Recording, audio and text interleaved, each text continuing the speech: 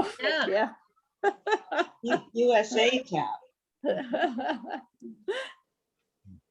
Okay, let's start with prayer. Dear God, we're in various places, but we're all in the same place. We're all trying to be in the center of your will.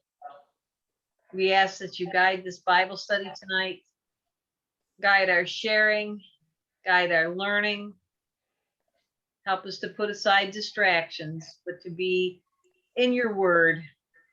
We pray this in Jesus' name. Amen. Amen.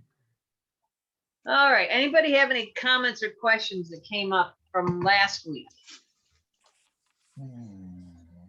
Really appreciated knowing the difference or the lack of difference between the word Christ and the word Messiah.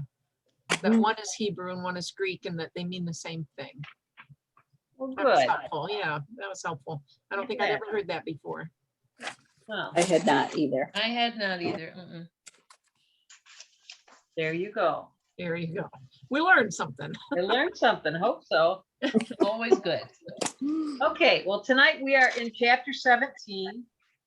And just a recap, as we, Paul and Silas are traveling together and with Timothy. And does anybody remember why Barnabas isn't traveling with Paul anymore? They had a disagreement about someone. Yeah, John that's Mark. right. About John Mark. had Because John Mark had deserted earlier and he wasn't going to give him a second chance. So Barnabas went off with John Mark, and Paul went with Silas. Tells us a lot. And they went to Thessalonica or Thessalonica, depending on how you want to pronounce it. And they got into big trouble and they had to run out. Then they went to Berea, and Berea was very receptive to them, but those darn Thessalonians chased them down. And Paul, notice not Silas and Timothy, but they were after Paul specifically. And Paul was escorted out very quickly, and he was in Athens. So in verse 15, we find that Paul is in Athens and giving instructions for Silas and Timothy to join him as soon as they can. So that's where we left off. And so we are in chapter 17, verse 16. We're going to start there. And let's go 16 to 21. If someone would like to read that. I can do that. Thank you. While Paul was waiting in Athens for Silas and Timothy, he was greatly upset when he noticed how full of idols the city was. So he held discussions in the synagogue with the Jews and with the Gentiles who worshiped God, and also in the public square every day with the people who happened to come by. Certain Epicurean and Stoic teachers also debated with him. Some of them asked, "What is this ignorant show-off trying to say?" Others answered, "He seems to be talking about foreign gods." They said this because Paul was preaching about Jesus and the resurrection. So they took Paul, brought him before the city council. You got to say that, Molly. It's split up. I can't see it. Okay, that. Okay. Yeah, and said, "We would like to know what this new teaching is that you're talking about. Some of the things we hear you say sound strange to us, and we would like to know what they mean. For all the citizens of Athens and the foreigners who live there like to spend all their time telling and hearing the latest new thing." Okay. So what kind of culture do we have in Athens? They want to be up on the latest. Okay. All right. I'm thinking of a denomination that might exemplify what Athens is. So the Orthodox Jews? Well, Episcopal. no. That's what I was going to say, Dottie. I'm thinking of something. I want you to just read it to begin. Okay. Let's see. Well, the city Paul full was of idols. distressed to find that the city was flooded with idols. Yeah. Okay. You've told us something strange things, and we want to know what it is. What was their main religion?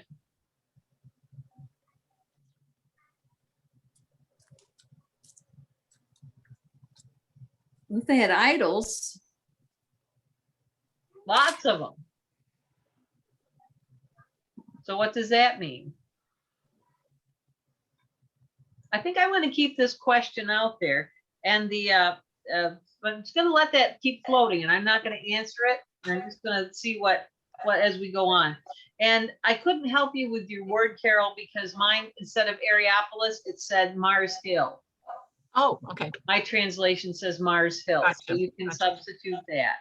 I had the same liked- thing you were reading. I've been there. What did her translation say? This one says he called him an idle babbler. Yeah, mine doesn't say. Okay, What So- did Carol say? hers was the place and yeah, Mars Hill, Areopolis was the name of the place where they took them. So the council on Mars Hill.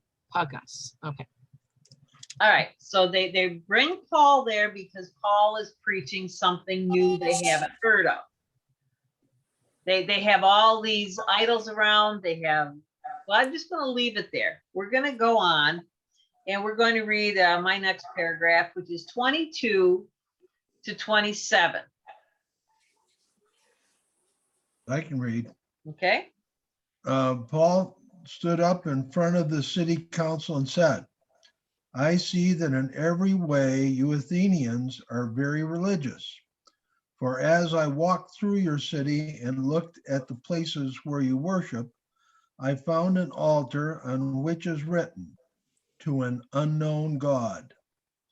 That which you worship, then, even though you do not know it, is what I now proclaim to you. God, who made the world and everything in it, is Lord of heaven and earth, and does not live in man-made temples.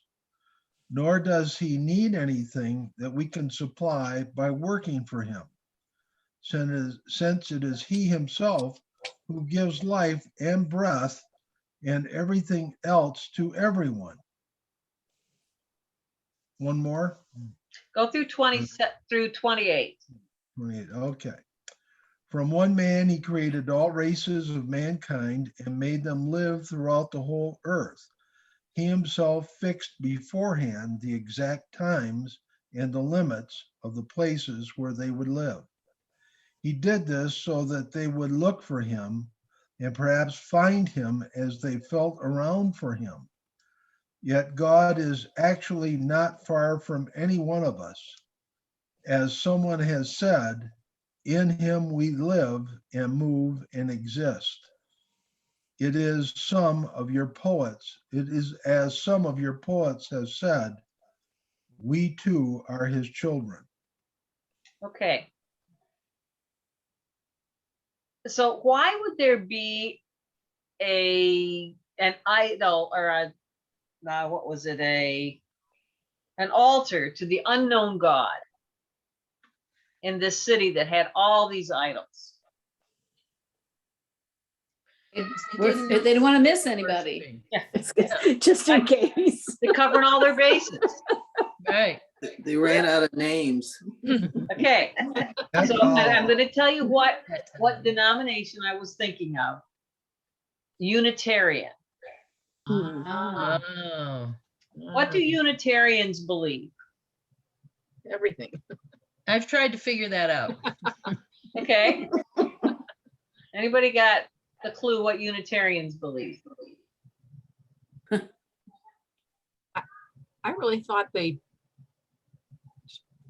believed anything and everything. Kind of there. It's you worship God as you see God.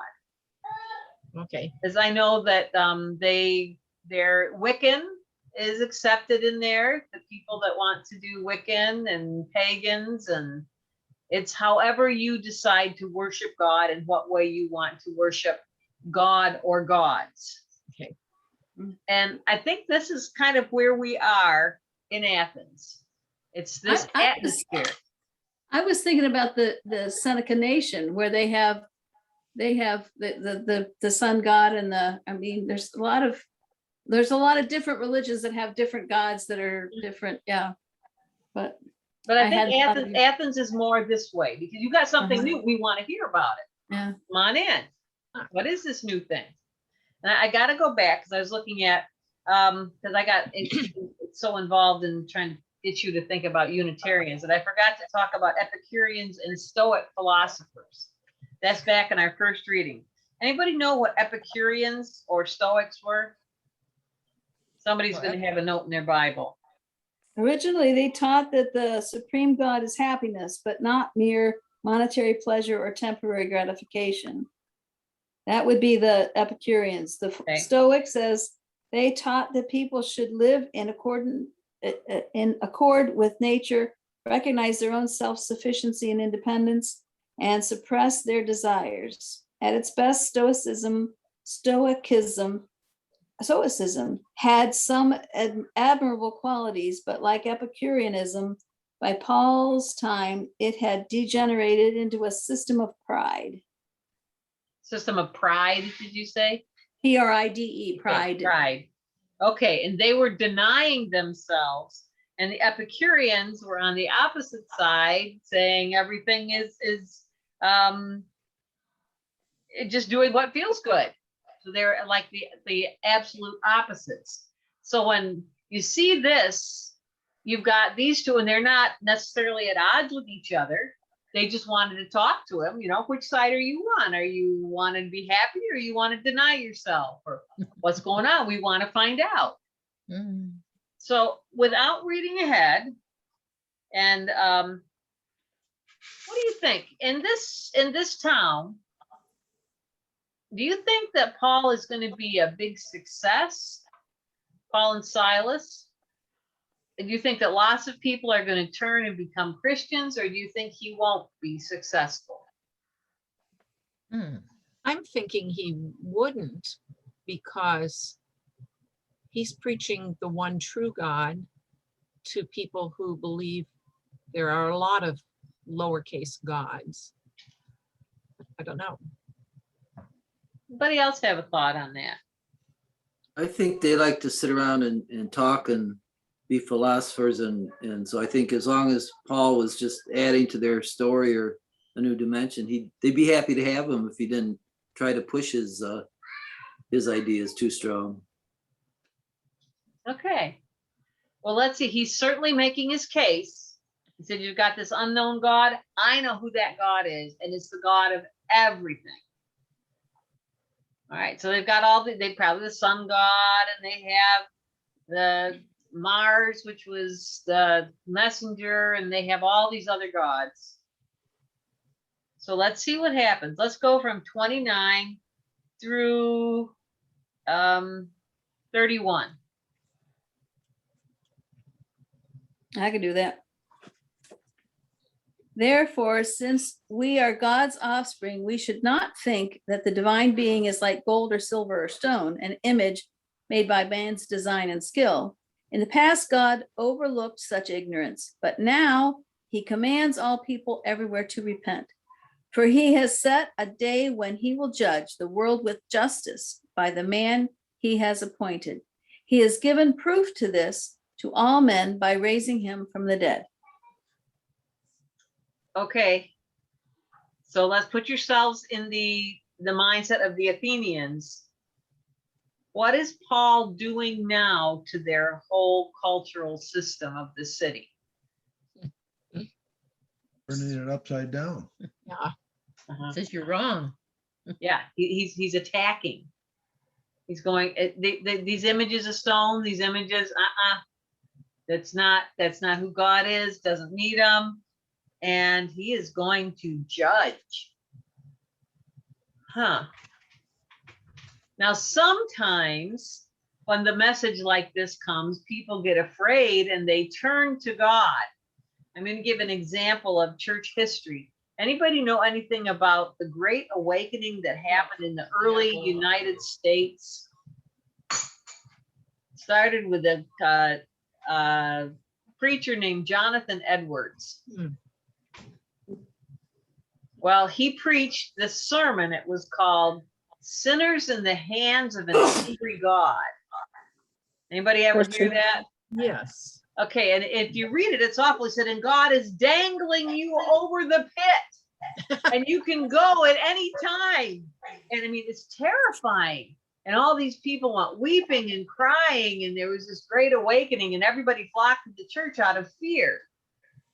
Do you think this is going to happen here? I don't think so. They're gonna get mad at him probably. It sounded, you know, he's kind of attacking all their art statues and everything else. Let's see. Let's go from 32 to the end of the chapter. I'll do it. Now, when they heard of the resurrection of the dead, some began to sneer, but others said, "We shall hear you again concerning this." So Paul went out of their midst, but some men joined him and believed, among whom was Dionysius and Areopagite, and a woman named Damaris, and others with them. Okay. And I don't have the answer for this question. But you notice it seems to be the women. The women, he goes to the women. It seems that the women are following Paul. But what was the council's response to Paul when Paul told them the whole story? Made fun of him. Yeah. Some of them did. That's what it says. What was the other response? They wanted him to explain more and learn more about what he was saying. Yeah. Go ahead, tell us some more. We're interested. We want to put up a statue to your God. You know, something like that kind of thing. We want to know how to make it. Yeah. Yeah, Athens was not a big success, but he did have some. So there were people that their hearts were open to God. But that would mean if they were to become a follower of Christ, what would happen to all these other statues and the silver and gold and stone images? What would happen to them? They'd be worthless. Yeah. And they'd have to turn their back on everything that they grew up with. That's a really hard thing to do.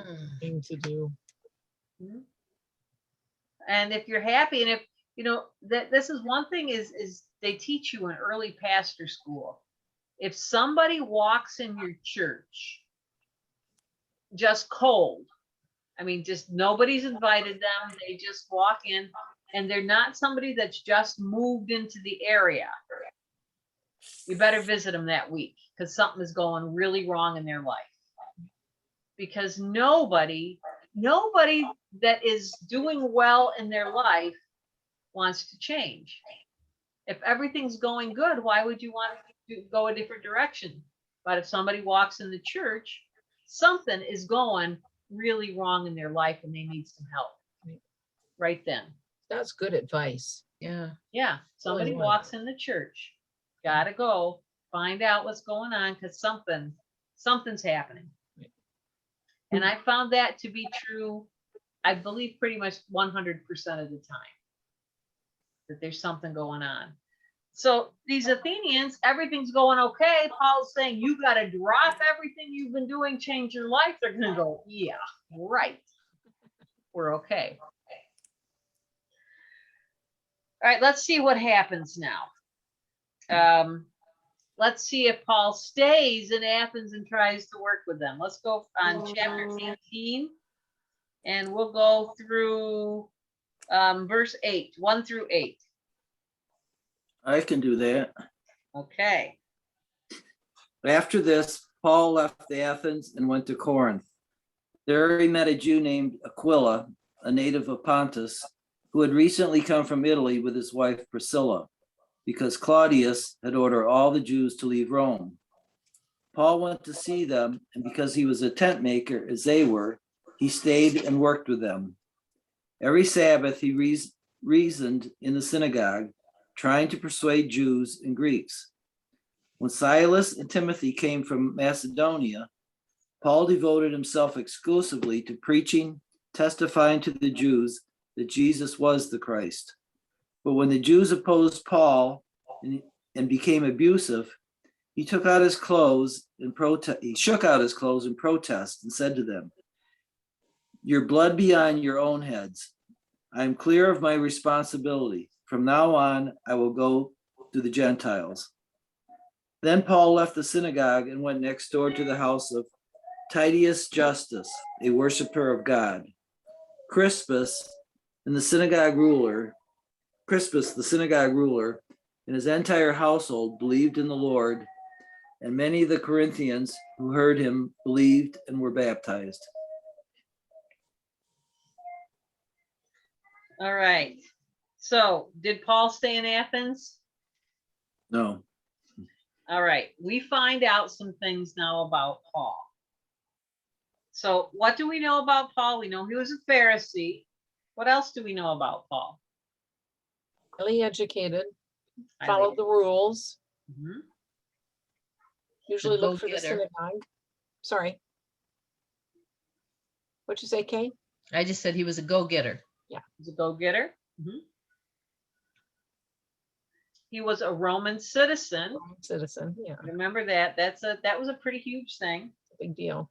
So what did we learn about Paul tonight in just what we read?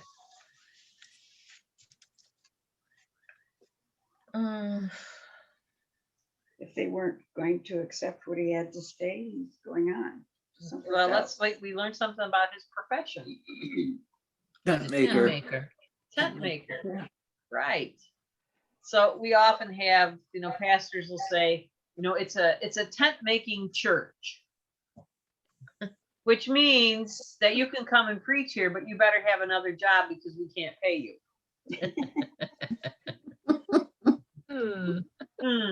So there's a lot of pastors, we call them bivocational, where they'll have to keep working, and it's often called the tent making, and this is where it comes from. So Paul made friends with Aquila and Priscilla and worked with them for a while, maybe getting some money ahead to continue his mission. And so where was he still preaching? In the synagogues. He was at the synagogues. I'm sorry, Happened. okay, he was in the synagogue. So who was he bringing the message to first? Jews. The Jews. And we're going to refresh. We've talked about this before. And why was he going to the synagogues first? We can't see you anymore. Can't. Oh, I Anybody can. I can.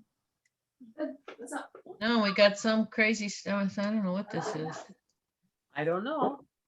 I'm It's still that we've here. got something on the screen that says a leader in the 2020 Gartner Magic Quadrant for Meeting Solutions. Oh, you're getting called somewhere It's else. us. Should Maybe probably if I- probably can X out of that. I'm trying. Okay. I'm good. Now I got to get back in. Okay. Whoops, that's not right. Lighter color than we were. Yeah, that's because of the sunshine into that. There. Okay. We didn't do a thing. I wasn't even touching the mouse. I don't know what happened. Happens.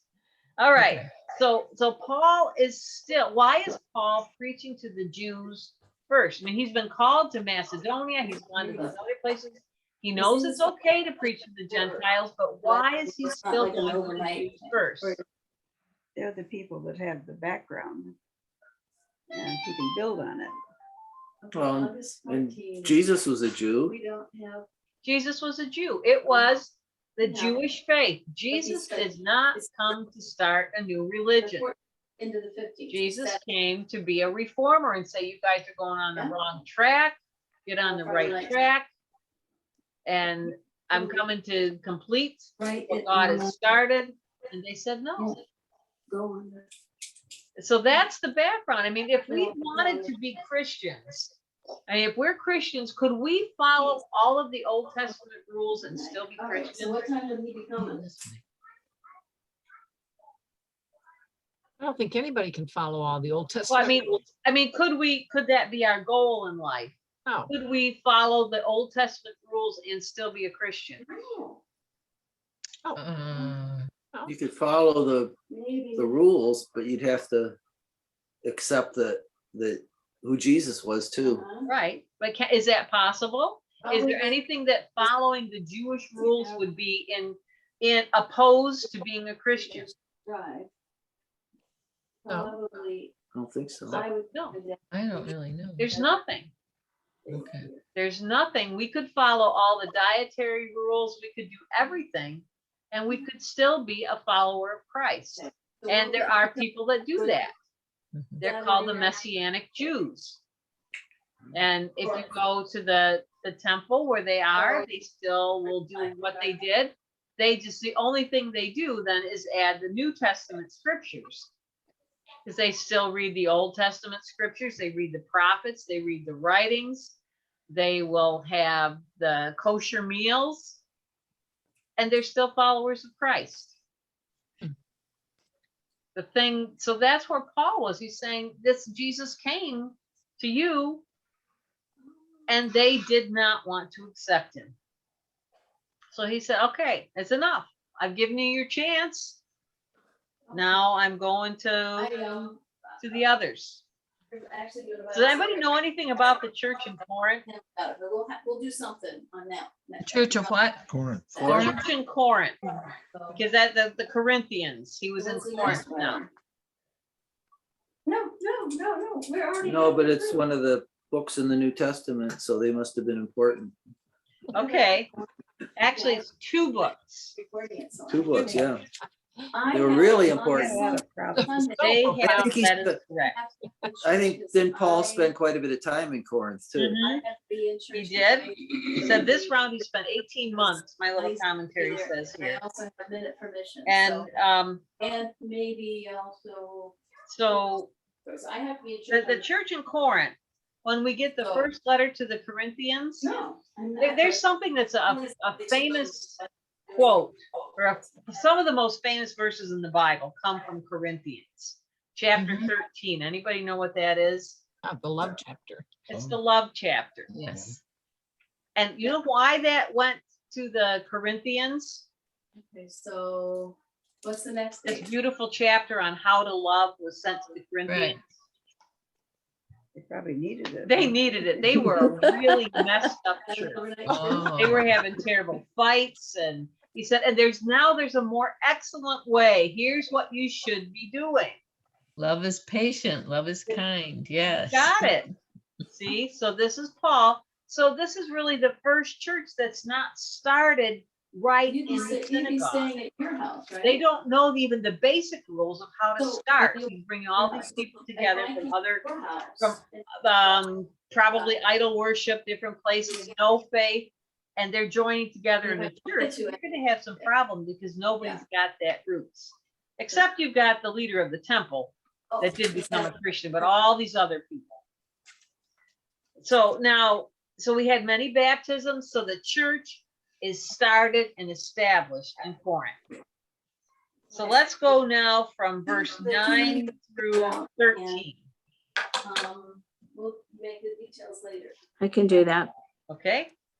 One night, the Lord spoke to Paul in a vision and told him, "Don't be afraid, speak out, don't be silent, for I am with you and no one will attack and harm you, for many people in this city belong to me."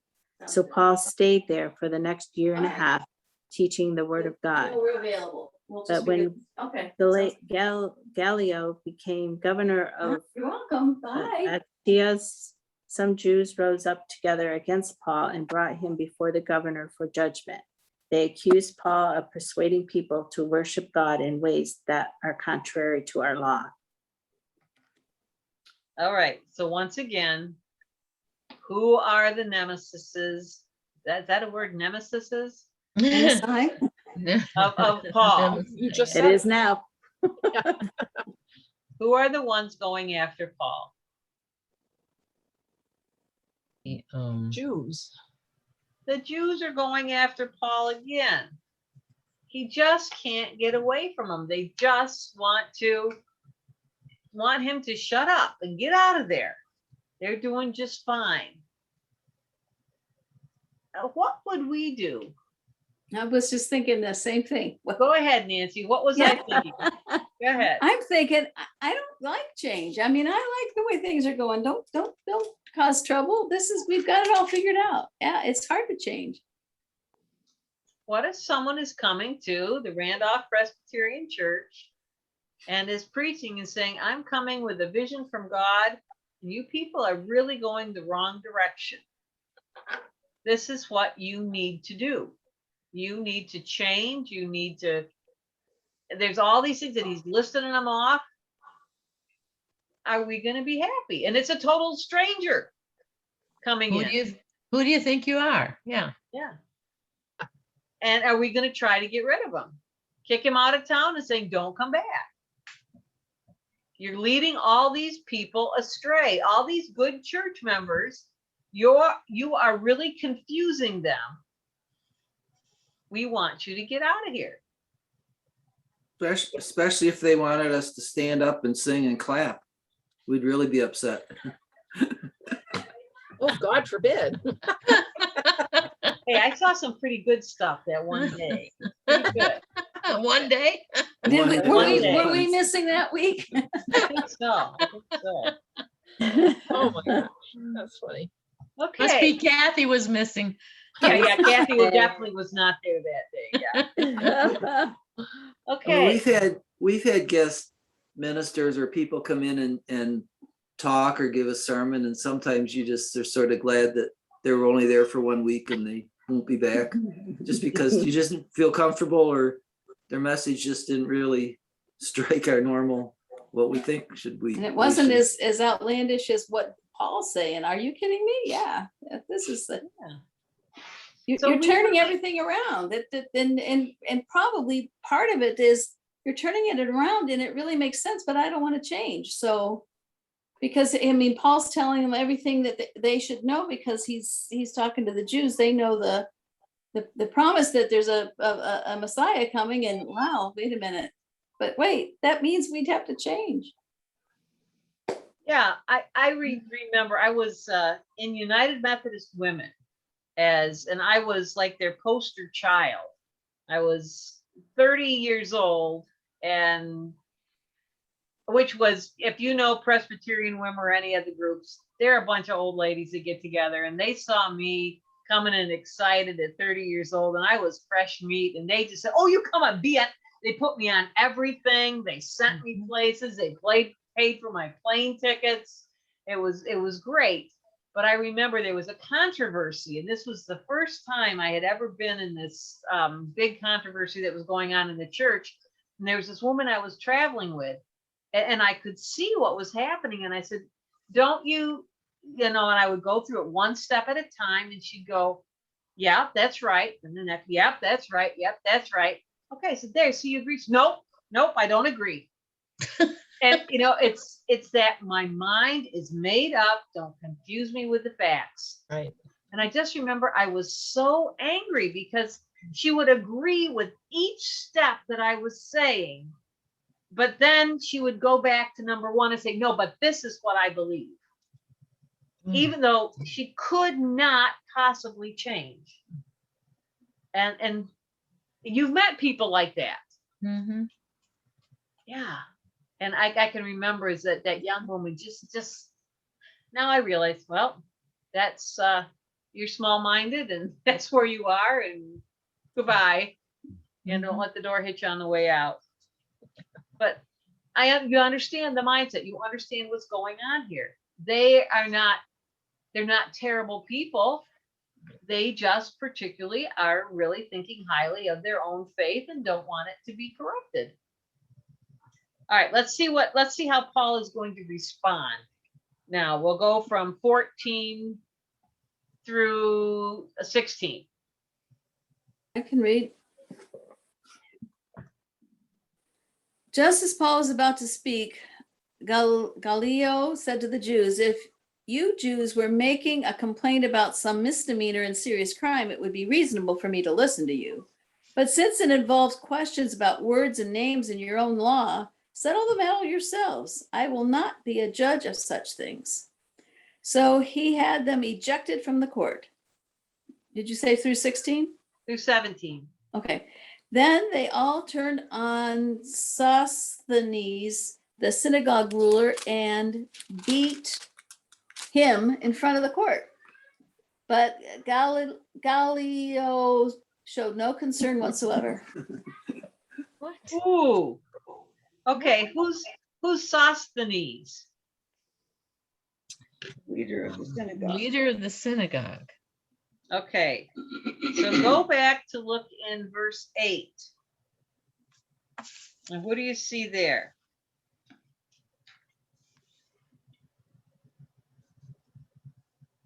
Crispus. We see Crispus. We don't see Sosthenes, but he said the synagogue leader. And then we see Sosthenes, the synagogue leader. Ours says the ruler and leader. One says ruler and one says leader. Oh, okay. Mine says the same thing for both. Mine does too. Leader and leader. Okay. Oh, I'm wrong. Dan says I just read it, but Ours said ruler. ours for says both of ruler them. both places too. I'm sorry. Okay. So these apparently are two different people, but they had begun to follow Paul. So they didn't beat Paul. They beat Sosthenes. Why did they do that? Embarrassed him because he got thrown out. They got thrown out of court. It's like having a bad lawyer and the lawyer messes up. And so Yeah, but why did they go over after Sosthenes? That name.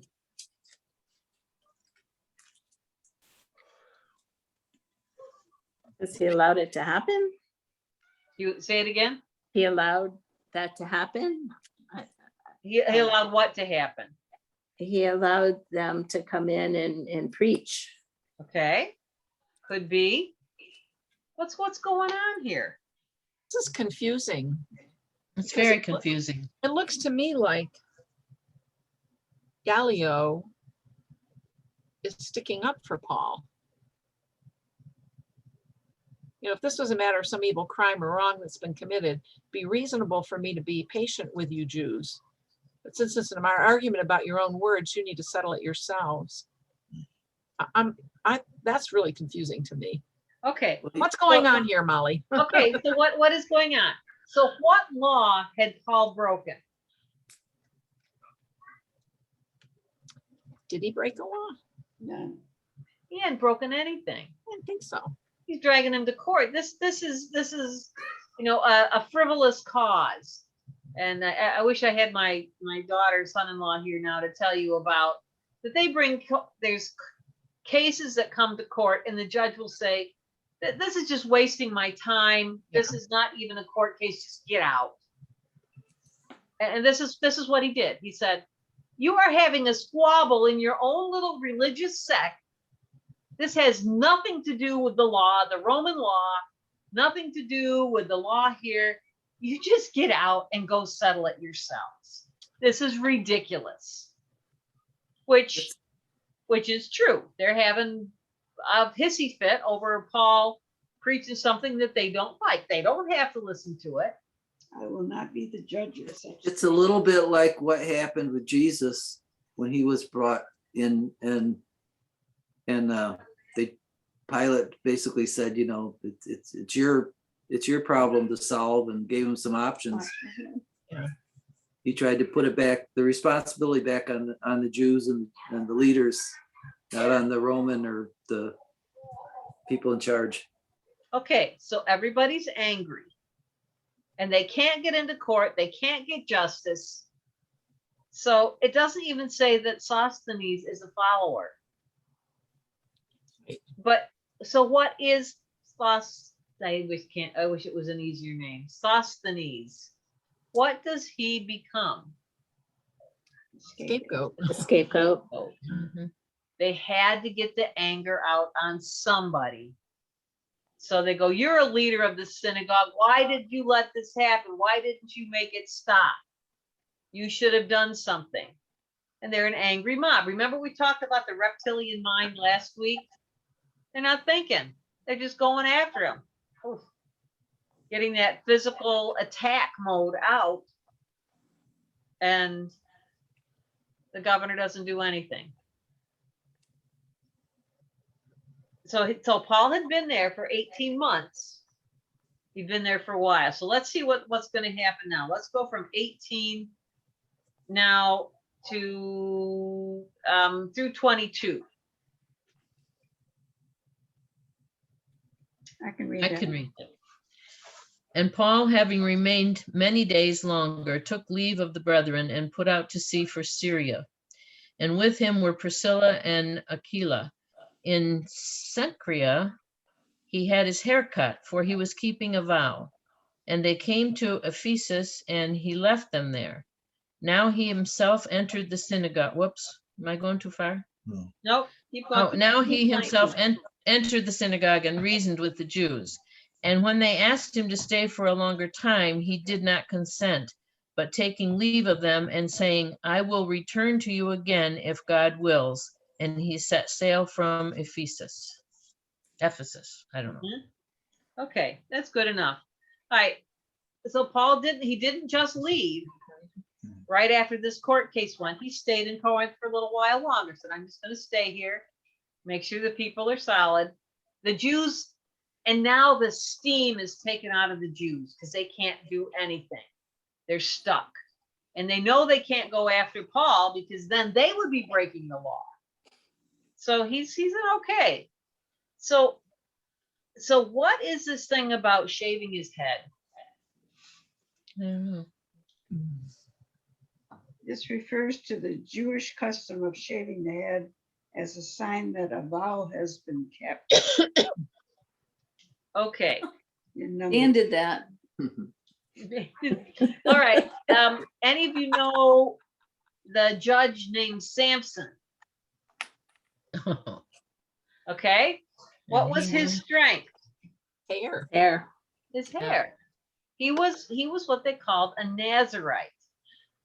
And one of the vows is that you take, if you're a Nazirite, is you don't cut your hair. You let it grow long and you never drink wine. And that was something we know Samson was one, and John the Baptist was one. And now Paul, it's a little bit different because he does the opposite. He shaves his head, but it's a similar thing.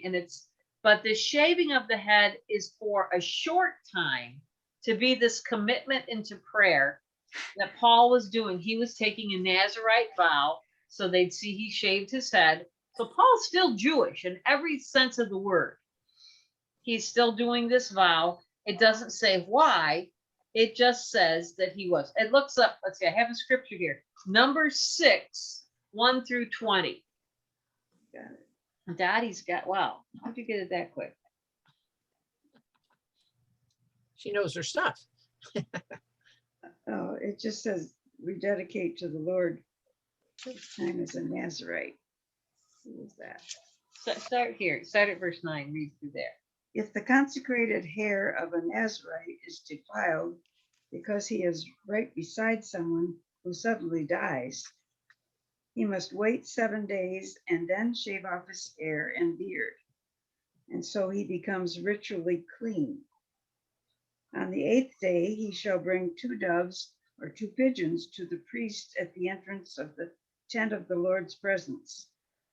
The priest shall offer one as a sin offering and the other as a burnt offering to perform the ritual of purification for him because of his contact with the corpse. On the same day, the man shall reconsecrate his hair and rededicate to the Lord his time as a Nazirite. The previous period of time doesn't count because his consecrated hair was defiled. As a repayment offering, he shall bring a 1-year-old lamb. When a Nazirite completes his vow, he shall perform this ritual. He shall go to the entrance of the tent and present to the Lord 3 animals without any defects. Okay. Do you want to No, go? that's good. So it's just telling this vow of the shaving of the head is a purification rite. Okay, there's my son from a couple of days ago. Wow. Wow. And then He didn't get quite the shaving done, but Oh my gosh, he looks like Daniel. he was that. Dan did the top part, and then he did the bottom part. Wow. Okay, Oh, neat. so Paul was going through a purification rite. A few months ago, I preached on what the mikvah was in the Jewish faith. There's this ritual of going through this bath in a Jewish temple will have this bath that has to have some kind of natural flowing water that comes into it. It can't be from like the pipes or something. And when you go in the mikvah, you have to wash, you go into a shower first, you wash your hair, you brush your teeth, you clean your fingernails, you clean your toenails, you cut your nails, you get as clean as you possibly can in every way. And you go into the bath naked. It's a private place, and you have to dunk yourself under. So this is part of, I would assume this is part of the ritual that Paul was doing, some kind of purification ritual, some kind of vow that he was doing before God. So Paul was still Jewish. It's reminding us of that. And he's traveling. So who's traveling with him now? Priscilla and Aquila. All right. And where did he go when he went to Ephesus? To the synagogue. He To the went to the synagogue. synagogue again. You think he'd get over that? He's still going. And they asked him to stay longer. So maybe they saw that he had this vow. Maybe he was saying, God, what am I doing wrong? Direct me in a little different place. Something isn't going right. I keep getting attacked and it's not going. So this is mostly a little travelogue. And so he goes to Caesarea. And He said he'd come back to them in Right. Ephesus. went up to Jerusalem and greeted the church, then went back to Antioch. So he's traveling all over the place. So we get to 23. After some time there, he left and traveled from place to place in the region of Galatia and the district of Phrygia, strengthening all the disciples. So now he's going back to some of the places he'd been before. Checking my time. 10 So, minutes. yeah, 10 minutes. Okay, so what's your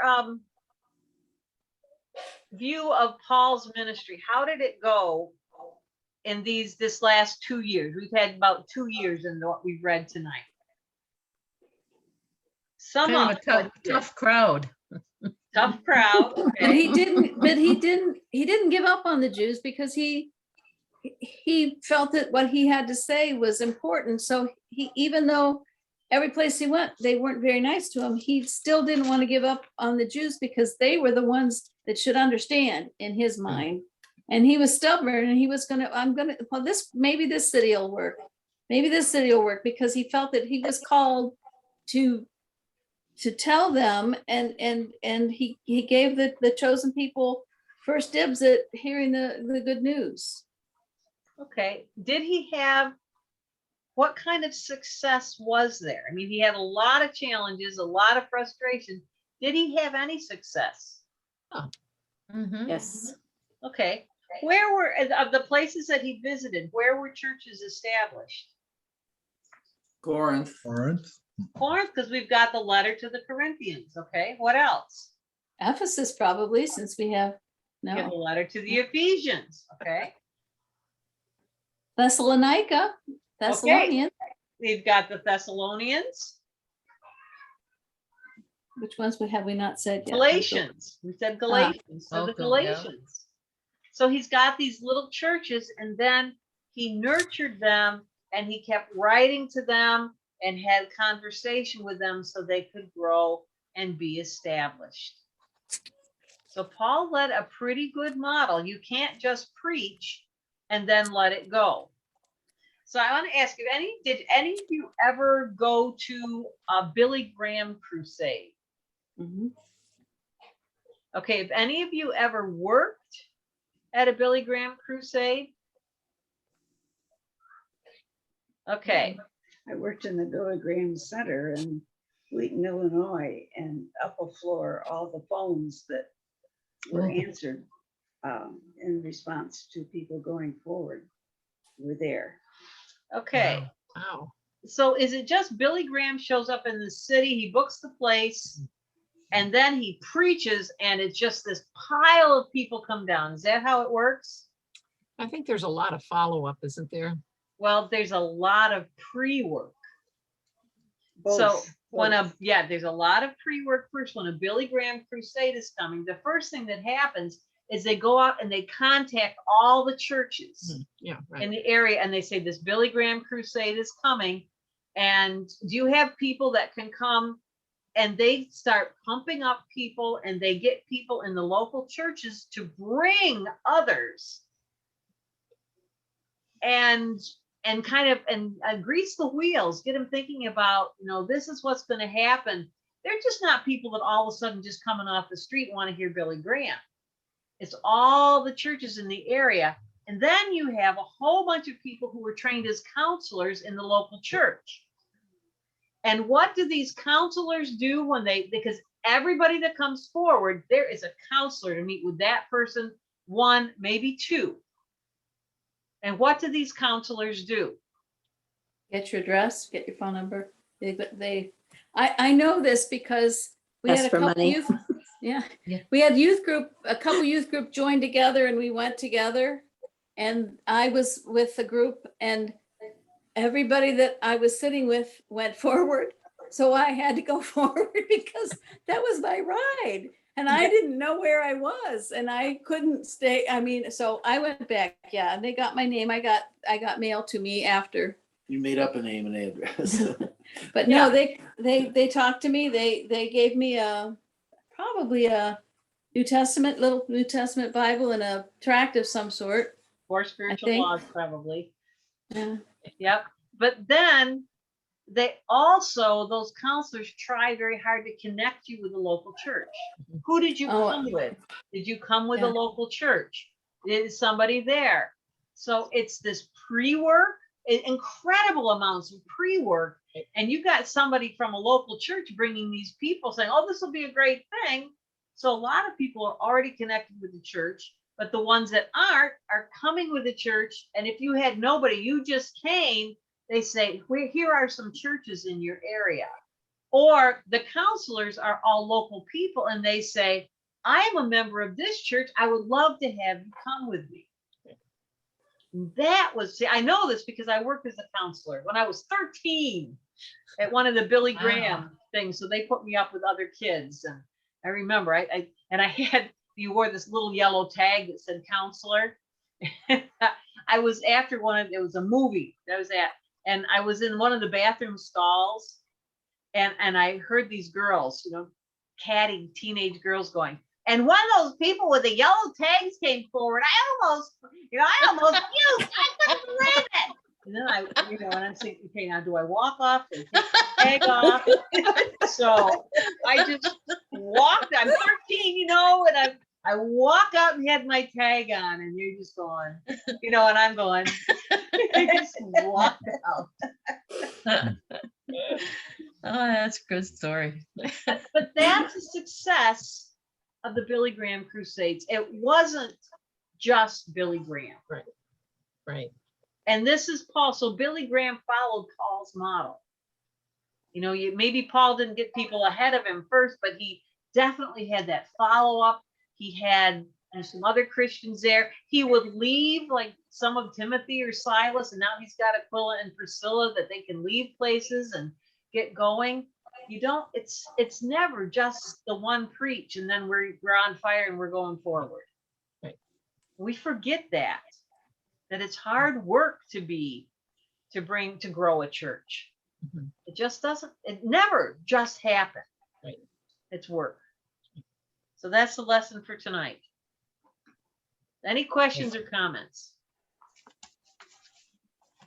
Just about, when you mentioned Billy Graham, he came to Louisville just weeks before 9/11. Ooh. And we sang in the choir, which was, pretty amazing experience. And we sang, if my people who are called by my name will humble themselves and pray. You know, Mm. I'll save their nation. I mean, wow, that was a powerful anthem for us to be singing right before that happened. Yeah, Yeah. Anyway, wow. that's just an aside. My husband had just become a Christian ed director in Philadelphia at a church, and the chairman of the advertising for Billy Graham was the chairman of the board in that church. Hmm. Billy Graham's daughter was married when we were just coming to that church. And of all the policemen and all the protection that was afforded to them was something to behold. I'll bet. You went to the wedding, didn't I you? went to the wedding and she later divorced him. Oh, well, Oh, if you dear. hadn't been there, maybe it would have turned out She better. married the son of president of the advertising agency. Just caught that. Molly, you're not very nice. Oh, Just dear. learning that. I'm not a very nice I person. wonder if she puts up with you. She says after we off the air, she says a lot of things to me. So it doesn't- What did I say wrong? you didn't say anything wrong. I made a snotty Oh, She's so used to it, she just ignored it and rolled on with comment. it. She just shuts me right out. Okay, I'm gonna shut off the recording then, and next Should have week, probably done that a minute ago. yeah, I should. Well, I'm gonna say, so next week we'll meet. And then we'll be off until September 9th, I think it is. but So you're going on vacation. I'm going on vacation. But not to Goa. Not to what? When you asked during the children's sermon where you would want to go on vacation, Adiant told you he wanted the best place to go is Goa, which is in India. Yeah. Yeah, I'm not going to Goa. No, Yeah, we resume on September 9. September 9th, yeah. Yeah. So we next are week- here next week. Next week We we'll are be here. we'll meet next week and then we will be done for a bit. Okay. Okay, so I'm gonna turn off the recording. There we go.